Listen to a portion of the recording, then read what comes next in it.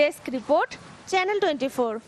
শ্রাবতী, ওই বাচ্চাকে ওর আসল মার কাছে ফিরিয়ে দিন আর বন্দি করুন ওই মিথ্যেবাদিনীকে। বিশ্বাস ও ভালোবাসা কখনো হারে না, আপনিও হারবেন না। আপনার স্থাপনা ও ফার্নিচারে ব্যবহার করুন নাহি এসএস পাইপ। নাহি এসএস পাইপ, টাইমলেস বিউটি। আরো একটা বিরতি, এবার ফিরে আসার পর দেখবেন কক্সবাজারের রোহিঙ্গা শরণার্থী শিবিরে ইন্দোনেশিয়া ও বাংলাদেশের পররাষ্ট্রমন্ত্রী শুনলেন নির্মম নির্যাতনের কথা।